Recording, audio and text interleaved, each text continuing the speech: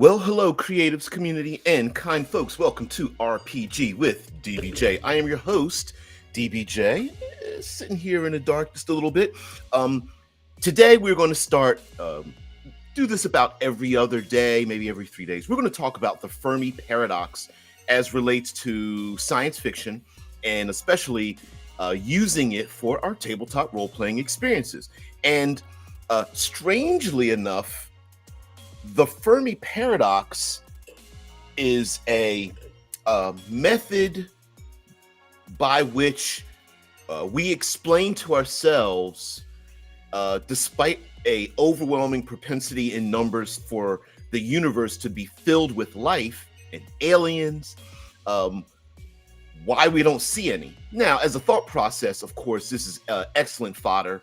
There are probably in the hundreds of reasonings why we don't have, why humanity has not contacted aliens, or aliens haven't contacted us, or we have contacted them and they have contacted us, but we don't have particular evidence to the fact.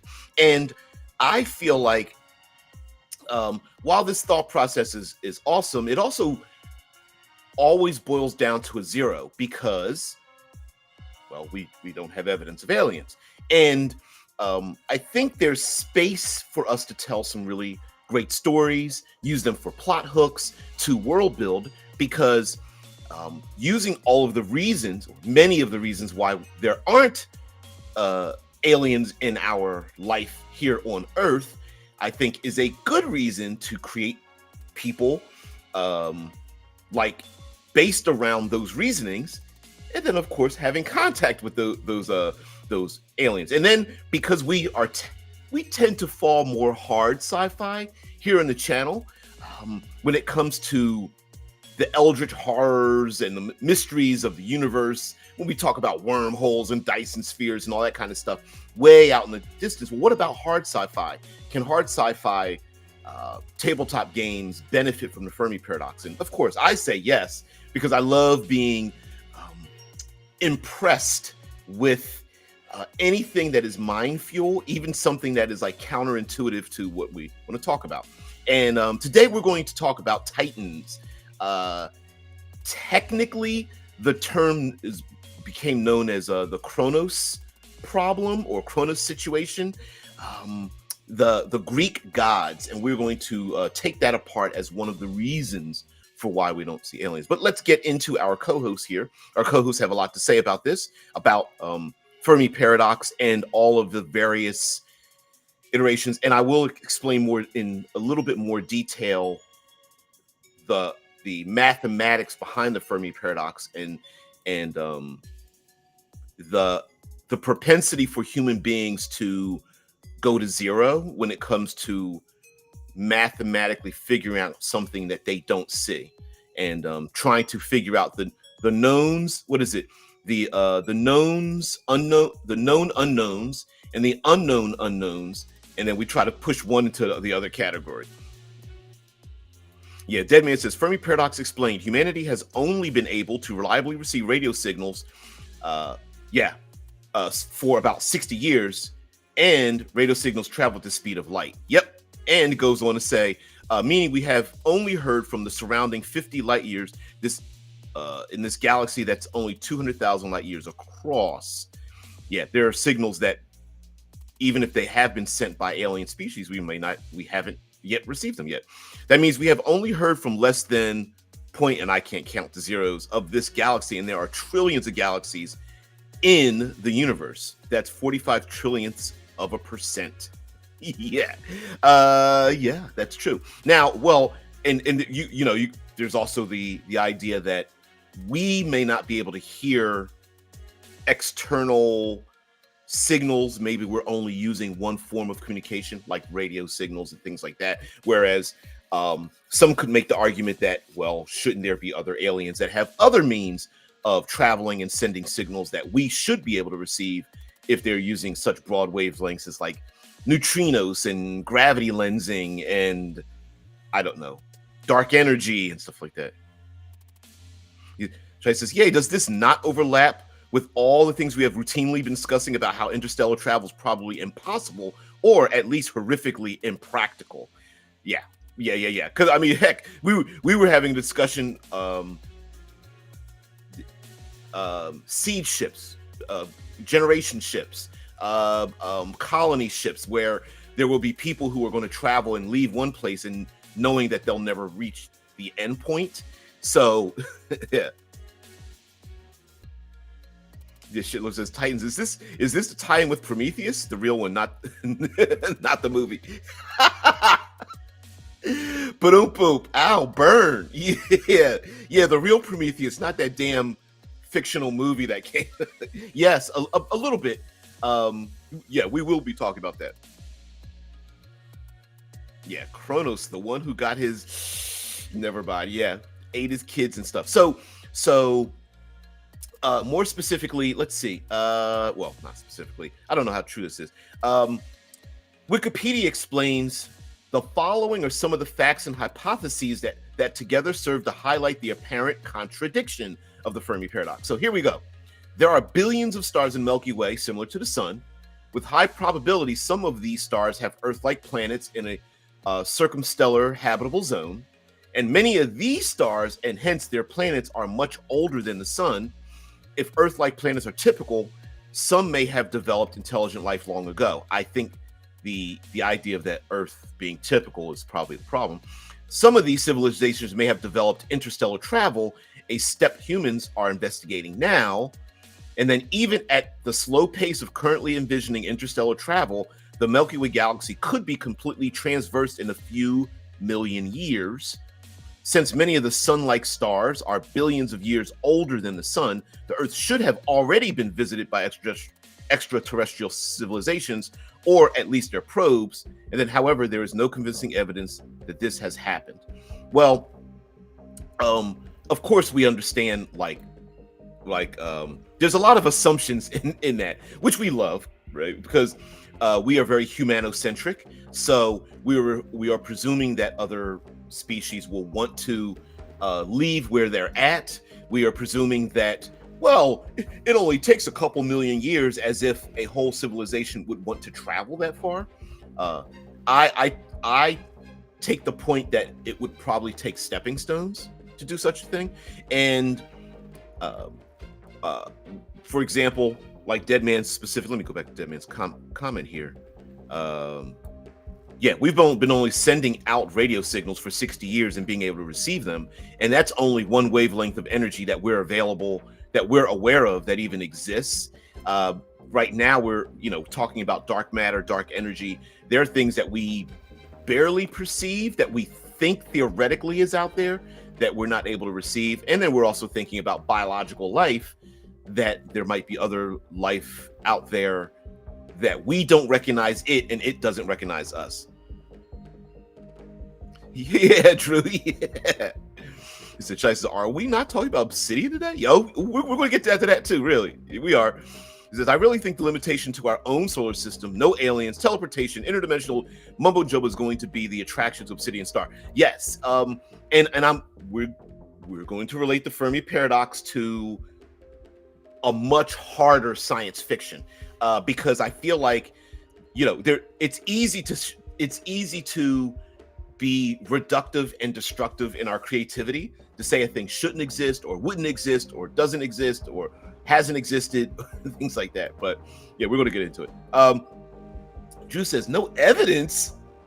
Have they not watched Ancient Aliens? Yeah, there's plenty of unexplained phenomena on Earth that we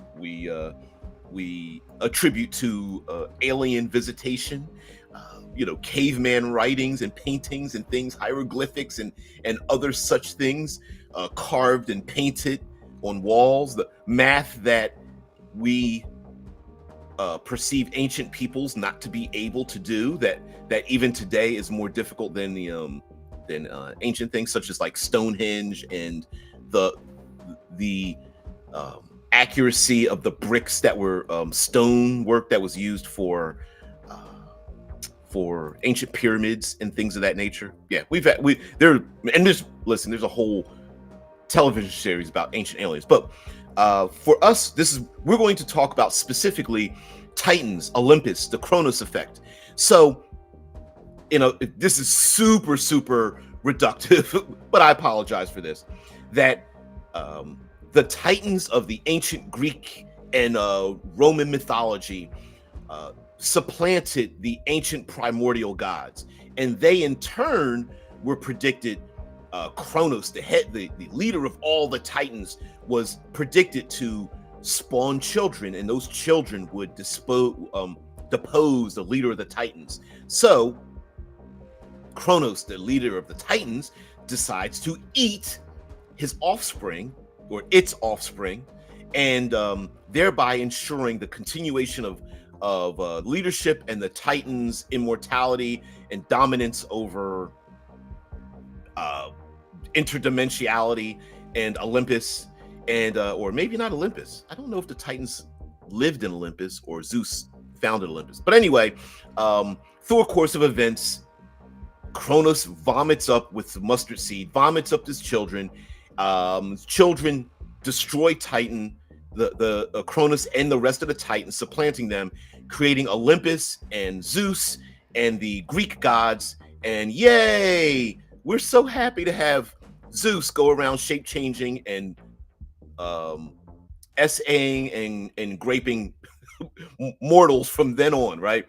And the idea behind the Kronos effect or the Titans is that the reason we don't see aliens is because by virtue of humanity stepping out into the cosmos, the taking a step to another planetary location automatically means there will be a conflict 1 year, 100 years, 1,000 years or more, that one community will supplant the other community and there will be mutual destruction.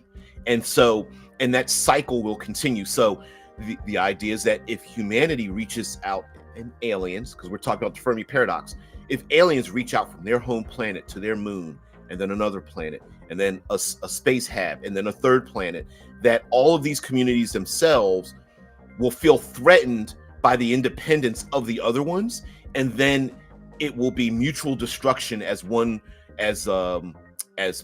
parents destroy children, children destroy parents, and that it won't be a unified hegemonic imperialism that spreads amongst the stars. Instead, it's spreading thin, and civil war is inevitable as each community, each self-sustained community themselves starts looking upon their neighbors as a threat of some sort or other. Yeah, I agree with this. It's like, yeah, why did the Greeks make up such effed up shit? I think it's a reflection of their own. They were introspective enough to know that their own society was effed up, and they writ that in the stars, right? I mean, a lot of the stories were pretty brutalistic. Like, hey, children, let's together and tell some like nice stories. And the kids get together, and there's someone's like, yeah, and so pulled out someone's eye and ripped their liver out for all eternity, Yeah. Hey, did you know there was a shape-changing animal like bending your dad over? And it's just like, what the really? And then of course the kids learn it, and they're like, and it's like the mythological equivalent of like the dirty magazines, I think. Under the bed, like, hey, did you realize, all the girls are like, ooh, did you see his ding-a-ling? It was from a bull, but he was really a human being, but came from the sky. And shit was like, because they were awesome. Whew. Pretty dark, right? Deadman says Gaia and Atlas were spared the punishment the rest of the Titans suffered, becoming the base of the realms of Tartarus. Yep, they were imprisoned and cast down. Now, mind you, this is Greek mythology, but the idea behind this particular reasoning of the Fermi Paradox, why we don't see other alien species, is because the act of reaching out, the act of spreading ourselves amongst the stars, is the act of creating our own enemies, in the dark farce of the universe. That once we and the award-winning trilogy, Red Mars, Green Mars, Blue Mars, actually goes into that. While it doesn't quite go into civil war and complete annihilation, it does go into the idea that, like, the minute they sent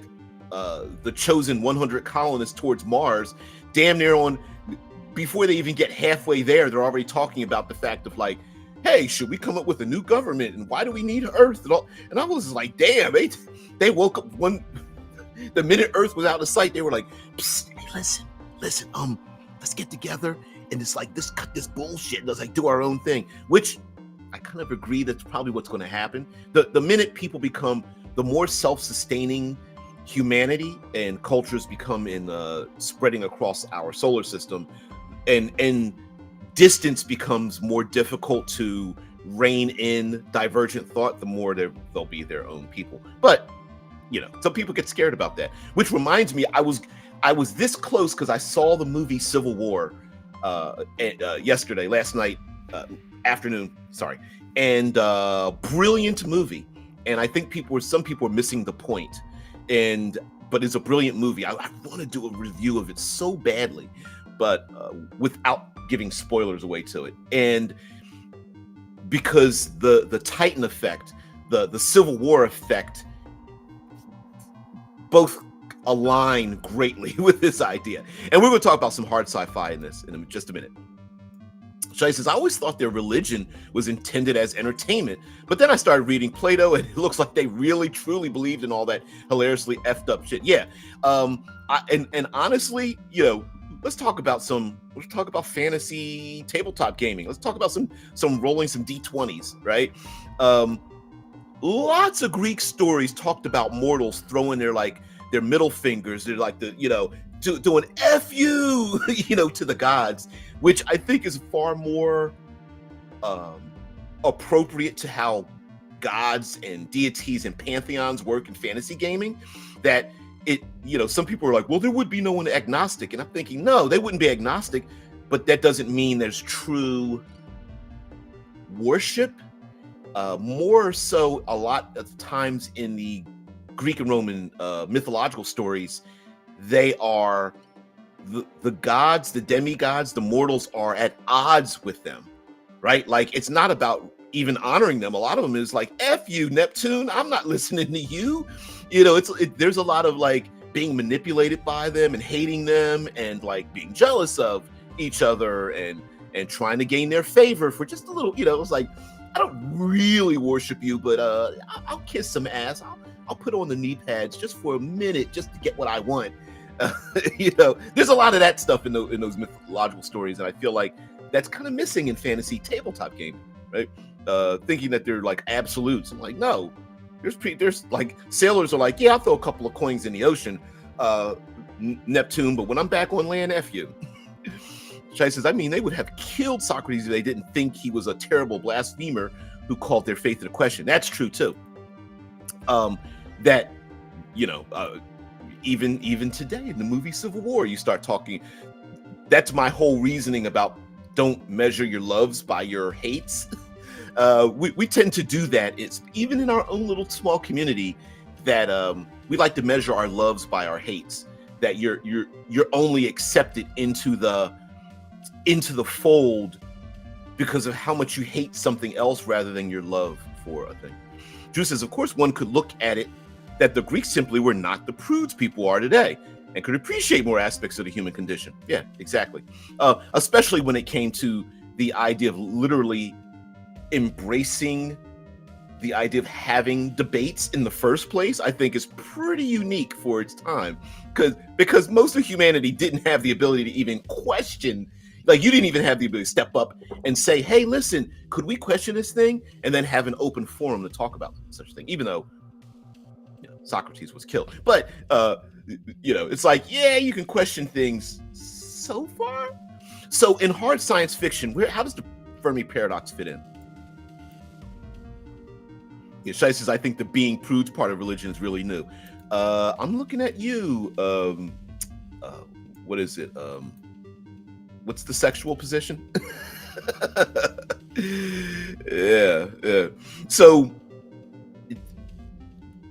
most of the Fermi paradox deals with aliens, and especially ancient aliens that have a that mathematically speaking should have Dyson spheres and spread throughout the galaxies. But in hard science fiction, especially when faster than light, teleportation, that kind of thing is a little bit. Let's put this comment back up here. In hard science fiction, we kind of go like, wormholes, time travel. Maybe we don't really want that. So how do we incorporate aliens? And I'm thinking, well, we don't incorporate aliens.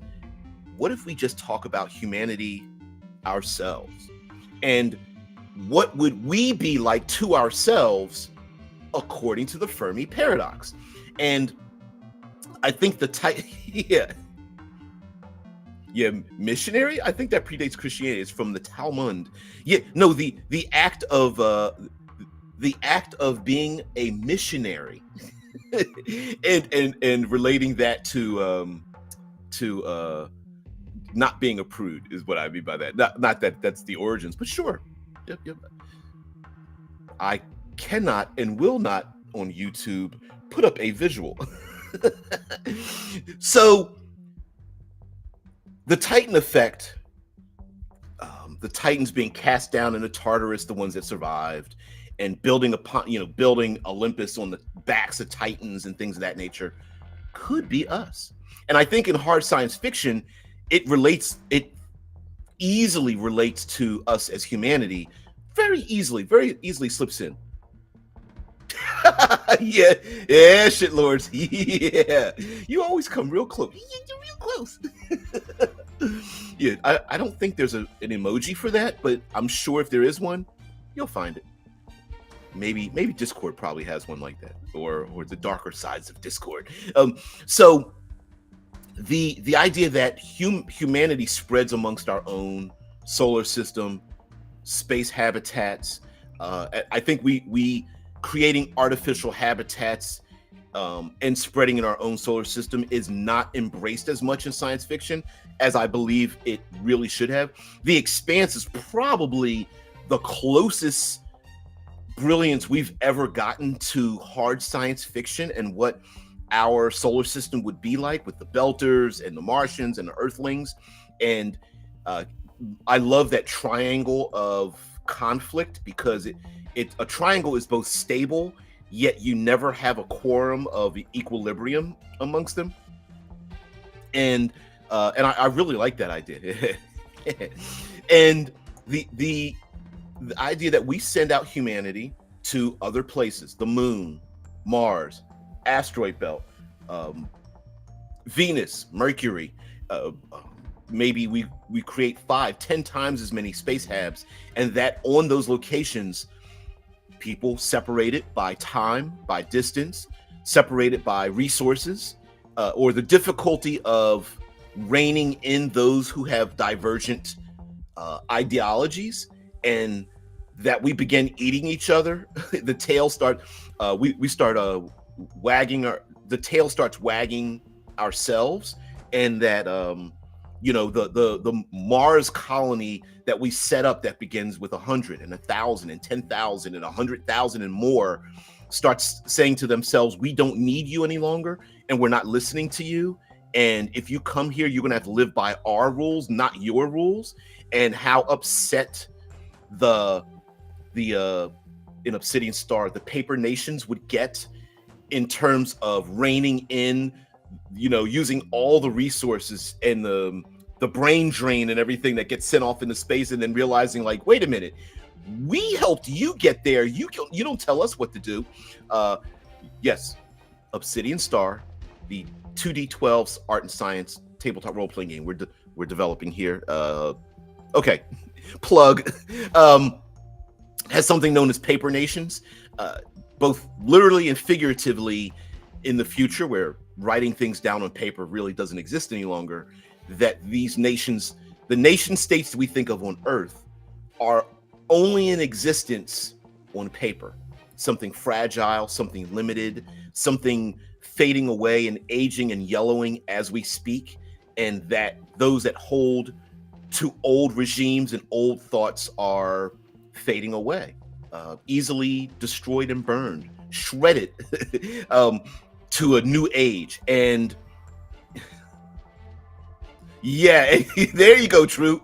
Yeah. By side note, by the way, Drew, I love the post that you made, and the conversation amongst role playing games and stuff like that. I'm getting people heated, but I love it. It says, listen, young human, as long as you live in my sys, you have to do as I say. And how many times are we surrounded by that, right? There's a reason why in the animal kingdom, predators especially separate. You know, there's herd animals that gather together, but predators tend to separate because they know when one predator gets to the growth level of the other predator, that the spawning predator knows their spawn has the power to dominate them. And through age, through experience, through numbers, those predators have to separate, because if they don't, oh, they're going to rip each other apart. Maybe humanity is the same way. That, you know, and here's the idea: who's the good guy? Because sure, the Titans, maybe Cronus shouldn't eat his kids, and you know, maybe we should have done that. Maybe you should do that, right? But once he vomited up with the mustard seed, of course they were fully formed, and Zeus and amongst the other gods are like, "We're going to take you out, Dad," and throws him down on the Tartarus and starts starts building condos on top of him, of the body of Gaia and the rest of the Titans.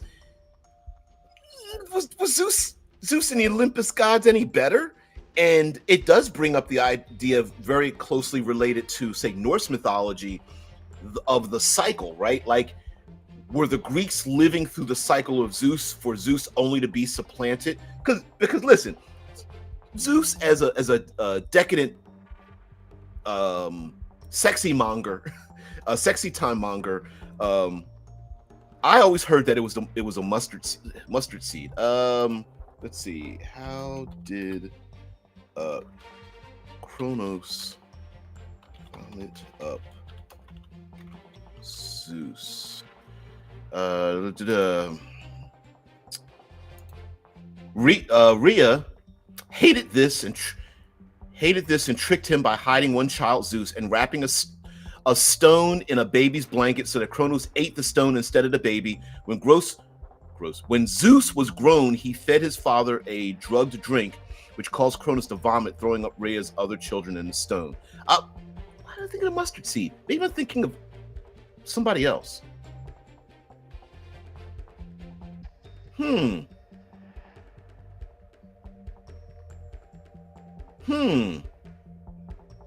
So it wasn't at the same time? Wow, that's a weird. I thought maybe the stone would make him vomit, but he ate the stone. But Zeus was grown, and he gave his father drink. And okay. Oh, all right.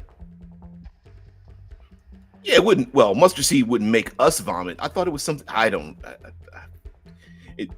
It's what is it? What's the term? It's like you know, when you remember something wrong, but you distinctly remember it being true. Yeah. Yeah. Exactly. So it was a stone, or at least that's everyone else's. I was incorrect. I placed the wrong. I placed the wrong mythology with the wrong thing. But the point of it is who represents which side. And for storytelling and tabletop role playing, you know, is Earth and all of Earth the bad guy? Are we the Titans giving birth to the Olympus gods? You know, Athena and Zeus and Neptune, and they dominate us, and we're telling the story of the Martians and the Saturnians and the Jovians? Or is it so blended and mixed that everyone feels they're right? Kind of like the Expanse, where you have the Belters and the Martians and the Earthlings, and They, of course, all think that they are correct and everyone else is wrong. That's a little bit more gray, but I like that idea as well. It could be the opposite way, where Earth truly is the bad guy, the evil ones trying to stomp everyone under their heel, and sending out, basically trying to create an imperium of Earth-like status out there in the rest of the world, and we're fighting back. Or it might be nuanced as well. We have zero compatibility on Earth. We might be exporting dissidence and separation, and out in space, maybe there's more unity. As astronauts and the peoples that settle space might be far more unified simply because of survival, and look back at Earth and go, we're not going to live that way. Though there are people back there, bringing up the movie Civil War again, there are people back there who are fighting each other, and we can't even tell why, yet they want to exhibit so much violence against each other, and we're not about that. So, F you, Earth. We're collectivists out here, and even if we are separated by planet or hab or ideology, we all want to live our own lives, and you're not going to tell us what to do. And then Earth may respond with, okay, then I guess you don't need our food and water and power and technology and man physical labor and things of that nature. Maybe that has a lot to do with it. There could also be a growing dare I say, the Titans might be external, and Earth and Earthlings might be Olympus and Zeus. And that could be, there are, let's go with the Mars thing, because this is falling very closely to the Expanse, where Mars becomes known, at least in the beginning of the television series. I have never read the books. In the television series, that Mars is the military industrial complex, and Mars has the technology, and Mars has the economy that everyone else is jealous of, and that Earth is poor and overbred and destroying itself. It, dare I say, interbreeding and incestuous in terms of a bunch of barrels and crabs stuck in it, and everyone's trying to step on everybody else without working together. But Mars has the idea of we are a collective. We are building for a terraformed world. We are building Earth 2.0, and we are the Titans of this solar system. And hey, little fragile Earthlings, we can easily take you out. And that might be the thing where Earth may want to try to work together to defend itself, the Olympian gods of Zeus and such, to stop the expansionist or dominance of the Titans that are Mars or further out there. And of course, we can always use other things such as AI and robots may become the Titans and we are the Olympians, or the opposite. AI becomes sentient and they feel that they are Zeus and the Olympians trying to create their own society, whereas human and humanocentrism are the Titans of old, and we're being replaced, or they will eventually replace. I believe there is a tabletop role-playing game where you play a sentient robot and humanity are the bad guys, and you are just trying to live in this world. In Obsidian Star, we have that, where we literally have, you can play a genetically and or artificial construct. The docent are social constructs that are literally built to be subservient. The Cro-Mags are biological Neanderthalic human beings that were resurrected to basically be bred as physical labor. There are Autons, autonomous robots that were created, and the only reason people haven't gone around and busted their heads with Louisville sluggers is because they are literally autonomous. They are not connected together amongst the internet network, and that's the only reason why people even trust them. But the game embraces the idea that you are subservient. You are playing a character that other people have an opinion that other members of society look at you as property or animals or less than, and embracing that in a tabletop role-playing game, that yes, it's unfair, yes, there's prejudice, see, in Obsidian Star in this tabletop game, and it's unfortunate, but there's an old adage that came from comic book writers.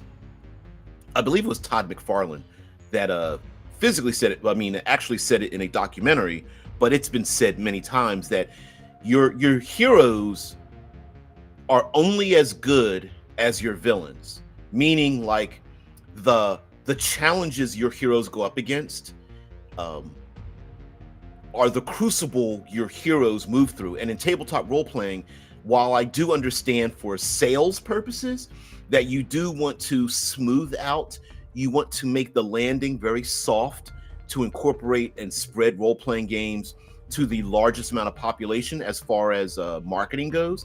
But for our hobby, I feel like we do ourselves a disservice because, oh no, oh shit, Lords, you're absolutely correct. No way.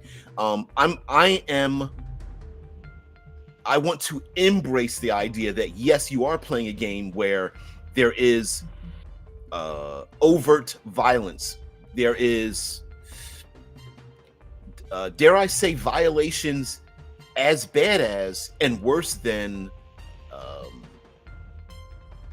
a graping in this world. Because when someone can go into your mind and alter your memories without your permission, when someone is able to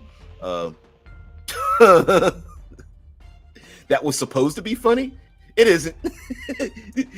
It's like one of those things, like it's when irony turns real and you go ha ha oh shit, that hits a little too close to home. Right? I hear you. Yeah, I'm with you that yes, the game is, I want to embrace the idea that you may play a character that is at their lowest point and that you are treated unfairly, so that the heroes, the main characters, the stars of the game, rise up against those things. Sometimes it's physical, you start throat punching people who deserve it. Other times it's convincing a world that a world of ignorance and prejudice that you're wrong, and reshaping a world. You know, are there allusions to our real world? Of course there are. But role-playing, not games, but role-playing itself, allows us to put ourselves in the shoes, in the spirit of other people in other situations, and then understand what those people go through. Even though today we have a propensity to silo ourselves and not want to feel things. The movie Civil War, which are we further in? Maybe I'll give it another 5 minutes. So how can we use this for other tabletop experiences, even with hard science fiction, using the Titan effect for the Fermi Paradox? One of them can be the player characters are members of, contacted by, or discover scientists that have predicted this very outcome. That, hey, if we want to become a multi-planet species, and we are inevitably going to have war, and we are going to be, so the players may be the ones who are settling a place knowing that they're going to separate from their progenitors. Maybe the players were Martians and are going to settle a moon around Jupiter, and they're like, the moment we do this, we're going to settle down, and we're already we haven't even gotten here yet, and we're already talking about separating. Although the player characters might come from a place where they hate where they came from, right? I mean, it may be that the players are right. They're like, yeah, we need to leave because back home sucks, and we definitely, absolutely positively need to leave home. That's always a good motivation. And fear what it is that's going to, what our old home used to be, and to come up with a new life. That was kind of the purpose of the movie Avatar, blue tall aliens, the Na'vi, not bending elements Avatar, but yeah, that was the purpose of that movie. That Earth was pretty long gone, was pretty much long gone, and needed a new place to live, and that's why they were trying to discover new elements and find a new place to live to save Earth. They kind of put it. Both movies, both Avatar 1 and 2, dealt with our own hubris in terms of destroying where we live, which is another thing. Maybe the player characters know that they've come from a world that's horrible and destroyed, and they are with colonists of some sort, going to new places to colonize, to set up a new way of life. And then they realize, oh shit, we're actually bringing our own colonialism with us. Maybe we shouldn't do that. Maybe we should blend with the people who are already there, or beings that are there, or drop all of our old status and take on a new one. And there's a lot of social conflict with that as well. Much like when we did that series where we talked about the settling of the United States and using that for fantasy role playing. The same goes for science fiction, right? Oh, we're going to go to a new world and settle it. How much do we hold on to our old way of thought and thinking and have a new one? For example, a militarized status, privates, lieutenants, captains, admirals, whatever, that works for space travel. But when you arrive in a new place, do we hold on to that leadership, or do we come up with new methods? Do we hold on to pure capitalism, or do we come up with a new monetary value of measurement? I came up with the vouch system. You're a money that equals how much it costs to take care of someone for a year is like a voucher system. And someone asks, can you buy a vouch? No, the vouch itself is the value. And if you have a family member that's an asshole, and everyone's like, we're going to kick them out the airlock and send them somewhere else, and you're like, no, I'll vouch for them. Okay, well, you can take care of them for a year with one of your vouchers, but after that, and that's the kind of thing.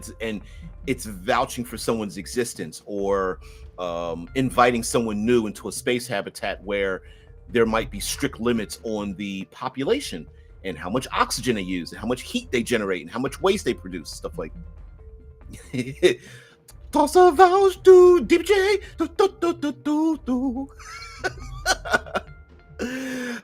Yeah. Sounds a little bit like being on the dole, or here in the States we call it welfare. But is it similar to that? Yes, very similar to that. I think there will always be capitalism, but how we shape it might be different. I mean, there are communities, nomadic tribal communities were not necessarily anarchistic, but their value system was what your value. If you held more value to the group than the group held to you, you became valuable. It's still capitalism, but it's just done a different way. It's more of a meritocracy. But yeah, non-monetary accounting. They tried that back in 1922 in the early days of communist Russia. Yeah. Even today, we still have other non-monetary value systems, but they still work, right? Which is why we are gonna talk about Mercury in Obsidian Star tomorrow, and how a completely chaotic system actually works for politics and that kind of thing. So yeah, but we definitely use a reputation economy. As a matter of fact, the reputation economy is super strong in capitalism, because the reputation someone has leads to the value they gain doing other things. I know a guy who knows a guy, right? Yeah. Yeah, capitalism is just a name Marx made up to demonize the market economy, just like communism. It's not a real thing. Yeah, and we talked about that, right? Don't real world the chat. Yeah. And like we've always, I make the contention that the types of governments we say exist aren't actually the real. That's the label they're given, but that's not really how they work, right? Things like that, like, oh, it's a democracy. It's more of a representation, right? It's more of a republic of sorts. And then, is it a meritocracy? Is it oligarchies? Is it, it's kind of a blending of a lot of those things here in the States. So yeah. There's a lot of that. There's even large swaths of the United States have a theocracy as well. For some reason, we expect many of our political leaders to be religious, but how the hell do you measure that? I don't understand how that's just me, but there's a large part of that's part of politics. So yeah, it's a whole hodgepodge. So yeah, Drew says, I dread the reputation economy. The thumbs up, thumbs down economy. Yeah, I'm going to give you a 6.8. I'm going to give you 3.5 stars. Feel like I should do more about that before my system is finished, so that I get people talking and promoting it. Yeah. Now, the danger of a reputation economy is that it goes down the same dark paths as all the other economies, money and otherwise, because how easy is it to game a system? Because most economies are gameable, and experts who can game those systems come out on top. That's why the richest people in the world game the system to keep as much as they earn and not give as much back to the very communities that they've taken their value from. That's why some people call it, like, you're trying to make the rich pay more, steal from the rich, and other people are like, no, we just want them to pay their equal share. But you get that conflict, right? The words you use shape the thing. Yeah, villains pretending to believe in it is one of the most comedic aspects of real world politics. Yes, yeah. It's like Lex Luthor. It's like Lex Luthor, like walking into like a Baptist church or something. You're just like shaking your head, like, seriously, like, really, like not only do you not fit, we all know how hypocritically foolish this even looks, and yet there are people going like, clapping their hands, doing a slow clap, like, yeah, I believe in this guy. And I'm just like, really? Yeah, it just smacks of Lex Luthorism, to the point of, like, it's hilarious. Yeah, absolutely. Yeah, I completely agree with you. So now we've gone a little bit forced. Civil War. The movie Civil War, and I may do a full episode about analyzing the movie. And it's funny that both in the trailer and the first 5 minutes of the movie, they explain who's wrong and who's right. And I'm listening to and seeing reviews of the movie, and people are just like, I don't understand. It doesn't pick a side. And I'm like, no, it clearly picks a side. The movie's portrayal of the fight doesn't allow you to see who's right and wrong. So the movie explains who's right and who's wrong, but when you see it on the ground, there's no mustache twirling villains. When you have a civil war, when you have a war of any type, they're all human beings with all their own foibles, and people who are trying to hold on to or quickly, disrobe from their ethics and morality and civilization. And you get to see the real people and their real nature, their sociopathy and psychopathy. They're just like, oh, I can't wait to be to torture and murder, kill. And then there's other people that are like thrown into the deep end and go, I didn't really want this to happen. I know I've been screaming about it online and blasting people, but now that it's real, no, and the movie shows the gray on the ground, but when in the trailer, the president explains he's in his third term and dropped bombs on their own citizens. Yes, the president has disbanded the FBI. It clearly tells you like who's the bad guy. Now, the gray is the president represents the United States. California, Texas, and Florida become the WF, the Western Front. They are the secessionists who are marching towards DC. And we are to believe, do you believe you should secede from the U.S. government? And are you right in seceding? Kind of that's what one of our civil wars was about. The South wanted to secede from the, and then who side do you believe in? And how deep do you go into the ethics and morality of a thing? Do you embrace your animalistic nature and stuff? And you get to see this from the ground level. So that's, and you follow the journalists as they travel along to try to get to DC and actually try to see the president themselves. And it's pretty horrible. Yeah. Anon says a reputation economy will almost immediately fracture into multiple economies and ultimately default to the ones who control the most physical resources anyway. I definitely agree with you there. We always thought that social media would be the great equalizer, but it isn't, because the most outrageous, the most charismatic, the ones who know how to play the game with game theory are the ones who are the winners. The losers are, we are all in the stadium trying to get on the Jumbotron, and those who are able to get on the Jumbotron and go out into the middle of the field and draw the most attention are the winners. And the rest of us who are trying to scream above the din of 80,000 spectators are the losers who no one hears. What is the big three? No one hearing what we have to say, social media and cultism. Number one, people don't hear what we have to say.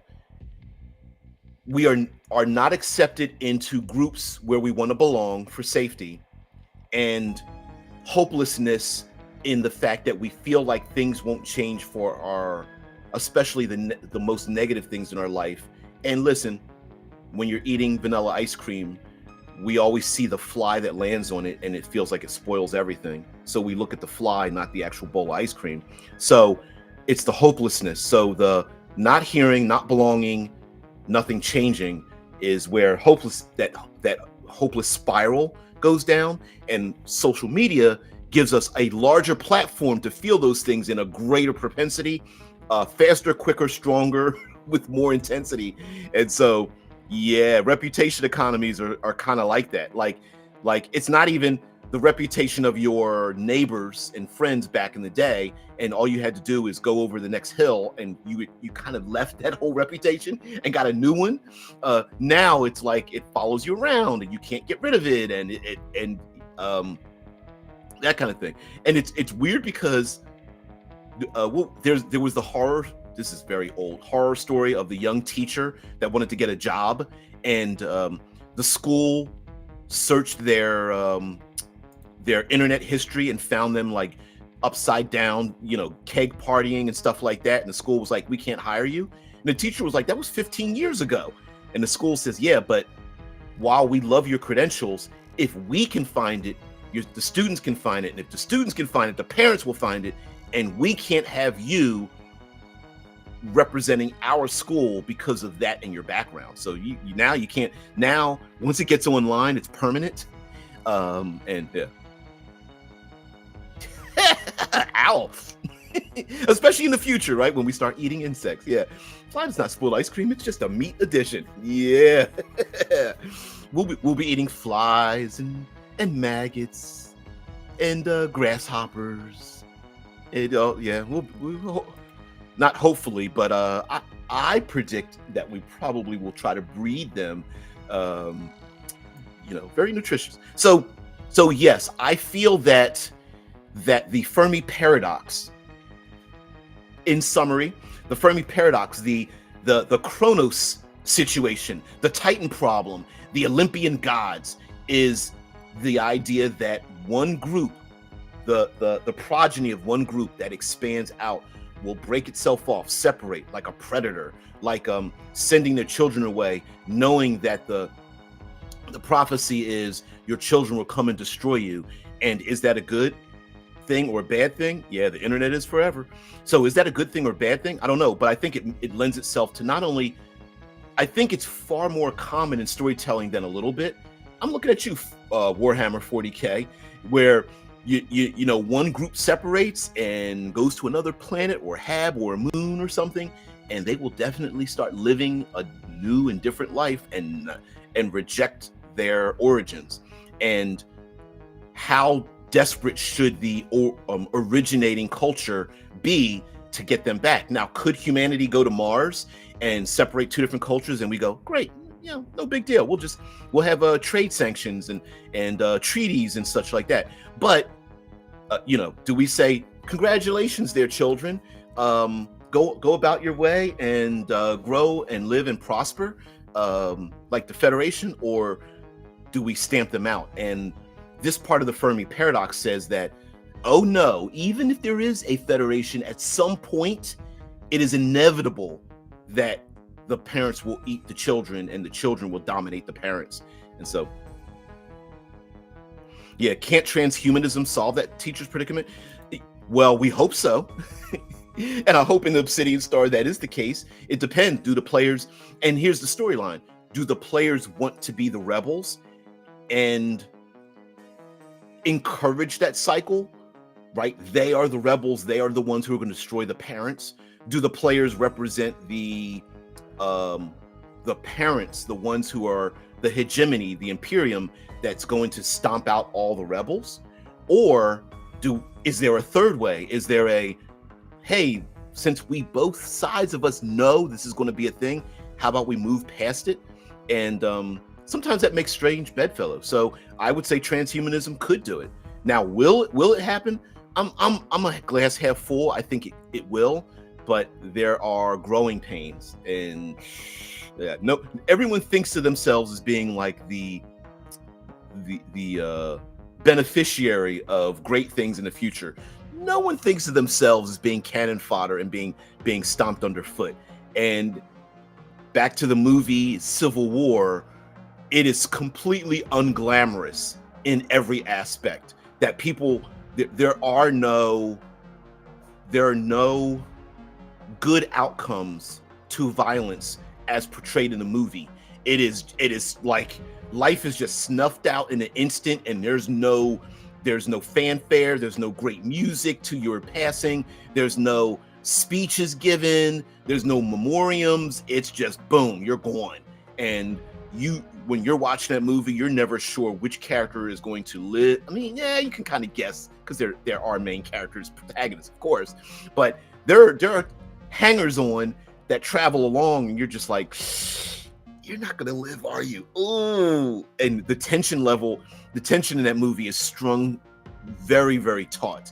It begins very early in the movie, and it ramps itself up all the way to the end. It's crazy. So very much for those of you overseas, if you can see the movie Civil War, it's very explainable and yes, relatable too. So it's not something you're going like, well, I don't know if I'll understand it. Oh, you'll understand it, all right. Yeah. Deadman says a diet of bugs will bring about a rash of chitin allergies, as most bugs have chitinous shells. I think there's a way for us to both breed it out and or season them with anti-allergy seasoning. I don't know if that's a thing. Humans are we're pretty ridiculous in the types of foods we eat and the end result of eating those things. Dead man, I'm not saying you're wrong, but come on, we have ghost peppers. Name a good reason to ever eat anything with ghost peppers in it. I mean, listen, you want to top off on some ass fuel, eat some hot wings. The fact that we burn off calories while eating food, like it,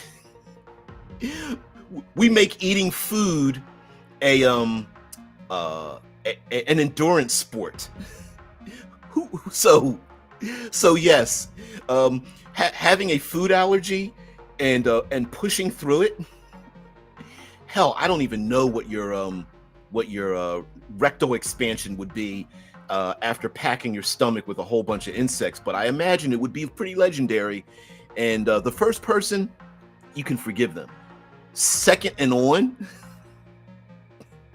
yeah, here in the States, we love ourselves some new. I mean, we even call hot wing sauce nuclear.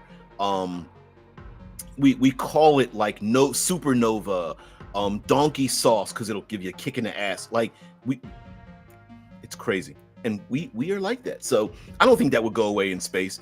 I think there would be a what would you call that?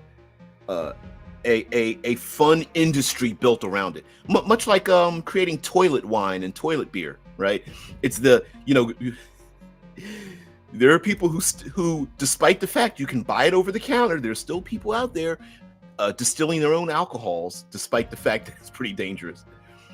Drew says, I have a special debauchery jacket that I zip into whenever I want to delve into the stuff that is taboo. Hells yes. I zip into a pre hungover jacket. That would be really weird, but kind of cool. Hey, my normal high value jacket could never get drunk, but I zip into a low quality one just to go out there and do all my debauchery. Yep, get all the venereal disease and pack it all into that one. Yeah. So he says, I mean, the teacher could transform themselves so that they are no longer the person performing the keg stand. That is true. That is very true, especially in Obsidian Star. They're like, you know what? Somebody else rent my body because my old body has pictures of me doing things that no one should be doing. Yeah, I love that. Yeah. Oh, you have permission. You have all the permission in the world. So I see a song lead there. Can we do a theme song for Obsidian Star? I agree. I would love such a thing. Something very like very 80s, like little day in the world today takes everything you got. Yeah. Do ghost peppers improve your attributes in that fatality game? Yeah, I don't know. Sheesh. All I know is that there's probably a special place on the dark web with video and photographs of the end results of those ghost peppers. What is that game? What is that fatality? Yeah, fatality game. Some kind of measurement of your rectal anal sphincter circumference or something like that. Yeah, rectal rocket sauce. Yep, hells yeah. Got to top off on that ass fuel and launch yourself off. So, yeah, I know, crazy. So, anyway, guys, thank you very much. We're gonna talk about it. This won't be every day.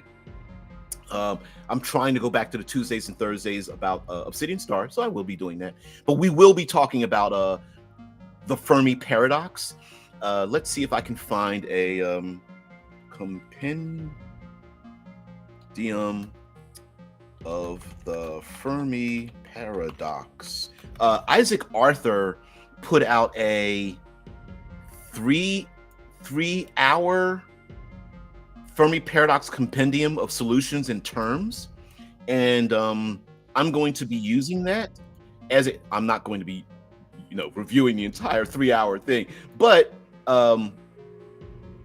he has a laundry list and a breakdown of the over 3 hours and 12 minutes of the Fermi Paradox and some of the names. Now I'm going to read off some of these names, and you know what I'll do? I'll just instead of me reading them off, I'll let you guys see it.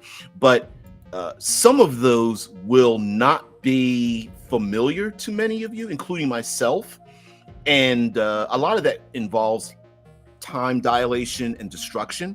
But we are going to use it for hard science fiction and bring that out. So here we have. Yeah, you really can't. It's super difficult to read. Because it's being hidden. Yeah, I can't really read it. Let's see if this will make it better. Nope, we can't even see it that way. Okay. So anyway, This okay, okay, 80s. I could have the guy from All of Us make some 80s electro goth, or Terrorists in Mind make some new wave post punk. That would be fun for a theme song. It doesn't have to be 80s. I'm just being sarcastic. I wouldn't care. I would love it no matter what happened if that was the case. So feel free. But okay, so in this list, you know, I might have to take my border down, but don't worry about it. So we have some things such as um, estivation hypothesis. What the hell does that mean? Of course, there's a whole video about that. Aliens common but unrecognizable is a big one. That maybe the universe, our galaxy, and all the other galaxies are filled with life, but we just can't see it because it's unrecognizable to us. Or aliens used to visit Earth, but they've kind of left. Of course, there's ancient aliens. There's asteroid impacts. Asymptotic burnout. There's audio raycon, which is really strange. There's axial tilt. There's berserkers and hibernating monsters. Black hole farming. There's carbon and nitrogen ratios for a while. The Fermi Paradox. Colonizing is too dangerous. Paradox, of course. Sometimes it's too dangerous or too hard. There's the idea of compounding filters. That it's not just one thing, but it's both time and distance and sending out waves and traveling through space is difficult and mitochondria and stuff like that. There's critical element scarcity is another one. There's cosmic collectors. There's dark forest theory, which has come up presently. What else do we have? Drake's equation, which I'm not familiar with. There's the Dyson dilemma. We should be seeing Dyson swarms and Dyson spheres, but we don't. There's the Earth and humans are boring philosophy. There's the FTL faster than light travel. There's also grabby aliens. There's the Great Filter. There's the Great Silence. There's the Kardashev scale as far as a Fermi paradox goes, that some haven't reached, that maybe most of these societies haven't reached. We haven't even reached Kardashev level 1, and maybe these worlds are full of life, but many of them haven't even gotten past proto life or caveman life or even industrial life. There's also the idea of late filters and large moons needed, or life where intelligence is not natural. The mediocrity principle. There's a miniaturization, ocean to land ratios, perpetual motion machine, psychic poison, quiet aliens, rare earth hypothesis, which is I think that's a really big one. There's a post-biblical reasoning, prime directive. So all of these are different. We're not going to go through all of these at all. Resource hoarding,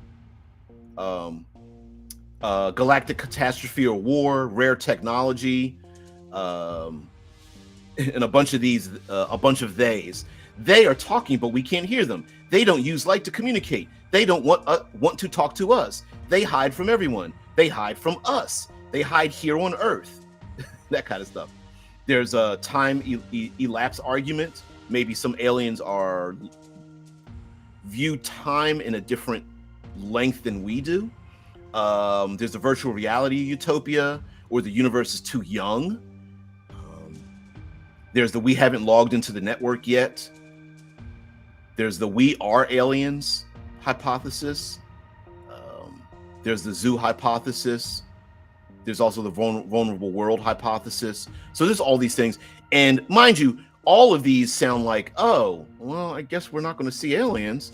But I feel like we can use that to make aliens, or use humanity to make humanity part of that, like virtual reality worlds and humanity going to a place where there are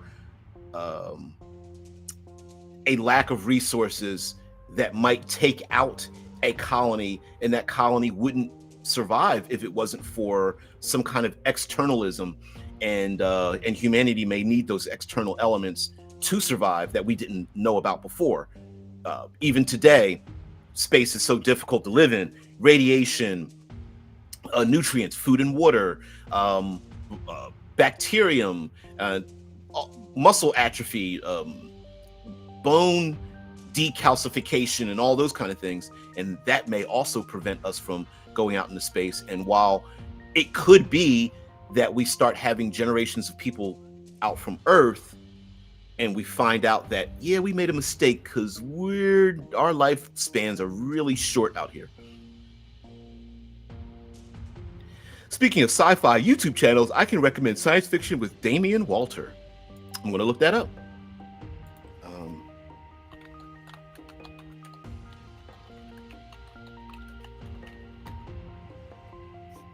I'm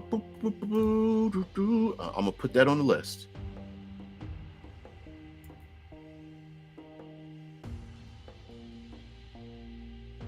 Sweet. Okay, I got another one. Thank you, thank you, thank you. The Fermi Paradox. Yeah, yeah. Some people don't understand Paul Verhoeven because it's something so hilarious. The Dangerous Philosophy of Ursula Le Guin. Ursula K. So, in short, let's get out of here.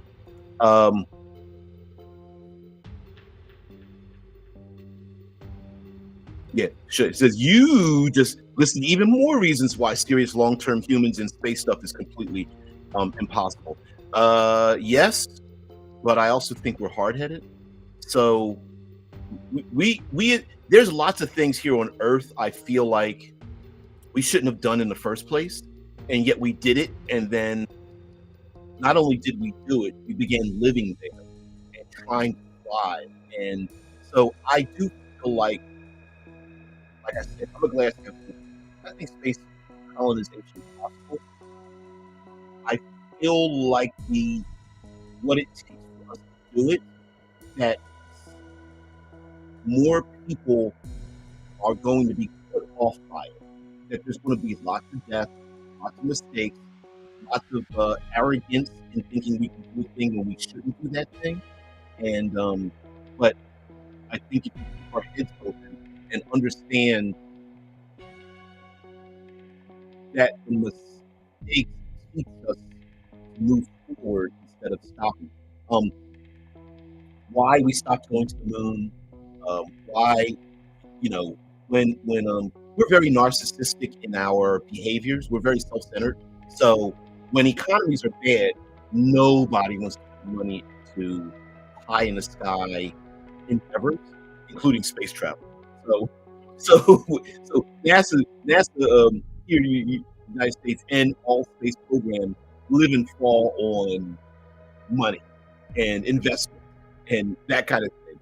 And so, when life is bad for people, freeze dry.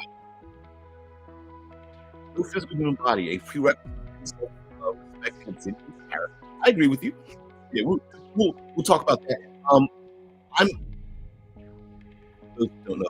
I'm constantly writing things. I'm constantly taking notes. I have a I have a bunch of these graph paper. It's a classic pale blue line graph paper notebooks, and I'm always writing notes in it and things. And I have been detailing. Here we go. Like for example, this is about Mercury, and these notes I'm writing down about Mercury, the quadrants, and the poles, and the axial tilt, and the different tabs, and the people that were instrumental in making discoveries, missions, discoveries of Mercury itself, and all the other planetary systems.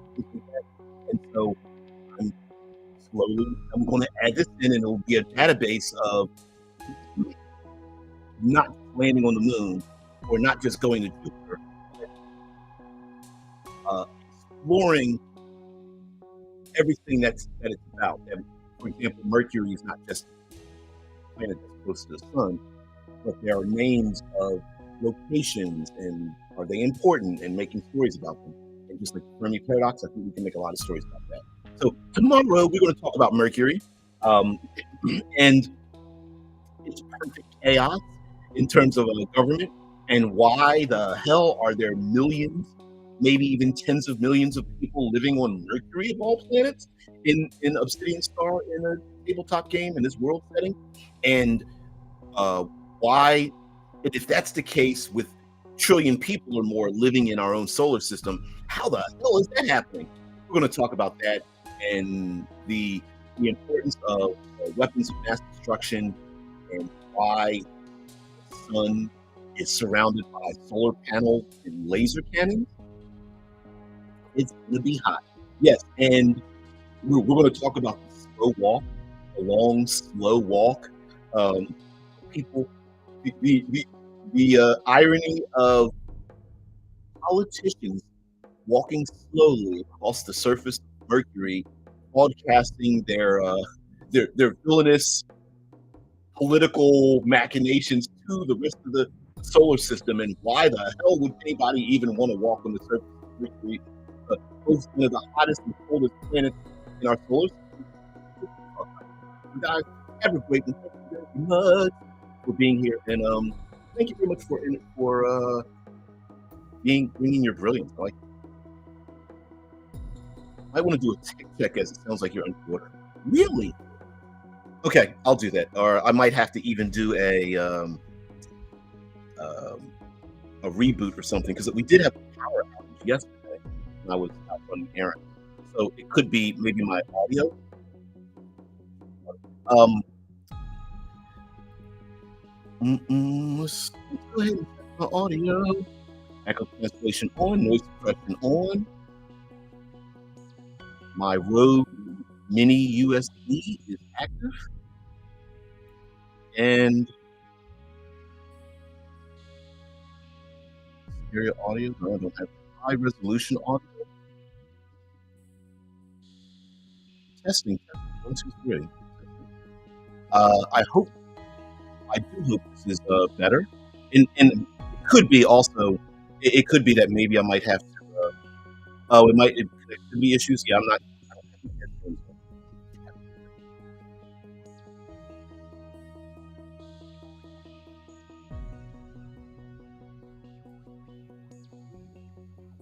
Testing, testing. One, two, three. You know what? There was also audio playing from. Sorry, there was audio playing from YouTube. Maybe that had something to do with it as well. And I do have some music in the background. Let me turn that off. I hope that sounds better. If not, then I'll probably have to. I There was probably a hard reboot, and I'll go back and fix it. So yeah, we'll change that all up and see it. I'm not not on my end. I'm not hearing any feedback. Sounds better. Okay. We will ensure that there are not multiple audio streams coming through. I don't have the best setup. I literally still have a one of those the hard drive, big box hard drives that you can turn on and off with your toe. Yeah. Oh, the first thing I did fixed it. Oh, well, you know what? That means I'm going to go back and I was having audio. It was I had multiple YouTube channels open. One of them or two of them were playing in the background, and I bet it was trying to push the audio through. And I bet that was the conflict issue. Okay, I'll make sure that I don't do that again. Sounds good. Thank you, guys. Anyway, we will continue on. We'll do the damn thing as it goes on. Let me see. Oh, I know it's late. I gotta share. You know me. You know me. I gotta share all kinds of shit out here. What have I added to the file? I know it's going slow. Um, Dead Man gave offered to do something for like 3D printing, and I think that is far too generous of a thing to do. So here we go. I'm gonna share out this. See if you guys can see this. Let me share this out. So this here is just one page of the Obsidian Star file. It's about the zippers. And I'm not sure whether I should put an S on the end of a zipper because each character will have one zipper. And if you those who don't know, if you got here this long, a zipper is a cortical stack, a thumb drive. It actually says so in this at the very top of this page. Let me narrow this in. It says so at the top of this page. Um, the zipper is a cortical stack, a black box, a thumb drive in the skull that acts as a backup brain. So what does it look like? I don't know what it looks like. That's up to you guys. It could be the size of a grain of rice, but it's probably large, maybe between a your smallest fingernail to the size of like your thumb. Um, and it tells you what a zipper is, and your zipper is your mind, and it incorporates your memories and your experiences, and it together is what that means. And if you take a look at the watermark here, there is a giant zipper in the background with a brain right up here. You really can't see it, but I guess that's the point. But if we zero in, these are, you get to pick a skill, or initially you get to pick one of these, and these are categories more than skills. So they're skills and knowledge and experiences and connections, and all put together into one thing. So if you are a survivalist, not only do you know how to survive, you know other survivalists, and you've probably lived some sort of survivalist life. Now, mind you, you kind of like the OSR, you can modify this any way you want to. So there are some characters can have a safety protocol associated with their zipper in case they die. And then there's like a knowledge source, like how did you get this knowledge? And some of these will be are storytelling elements. So if I can focus in on the safety protocols,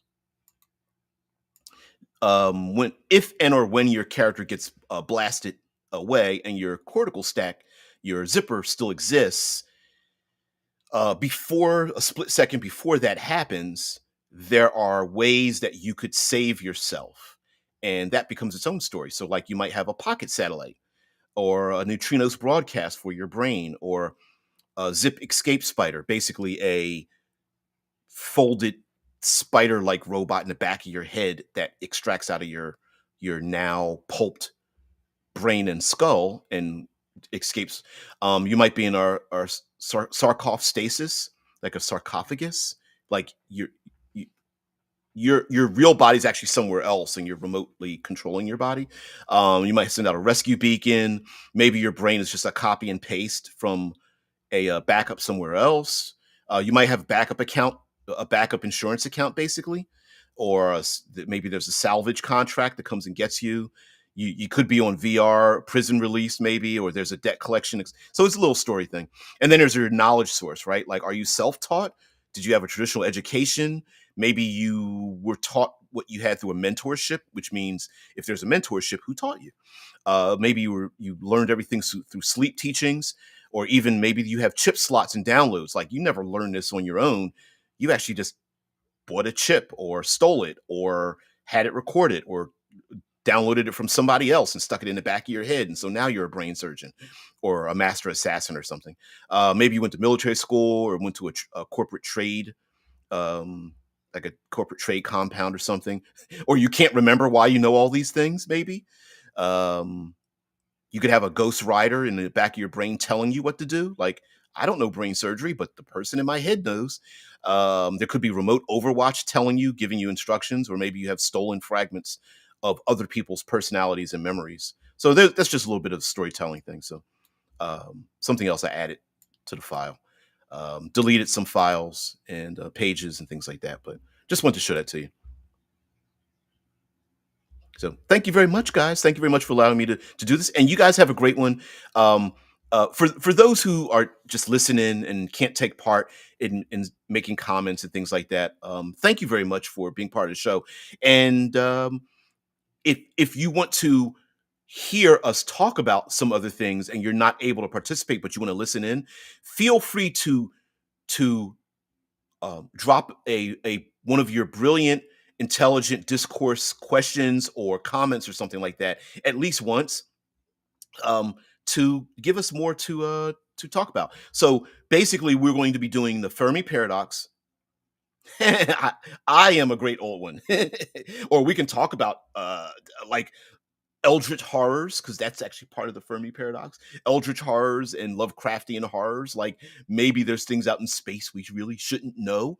And how do we incorporate such a horrific, fantastical thing in hard science fiction?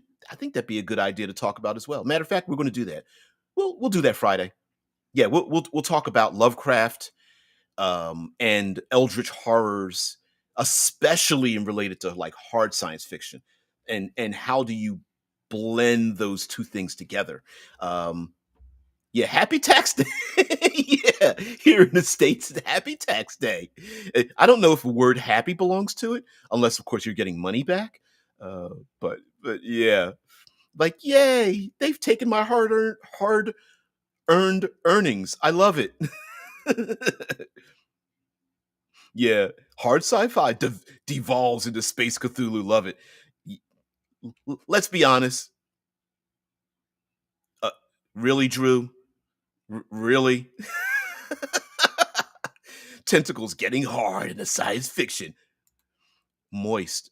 And just to leave you guys with a way out, moist is a word that sounds like what it is. Guys, talk amongst yourselves. Guys, have a great one. I'll see you later. Tomorrow, 6 a.m. Eastern Standard Time. Peace and out.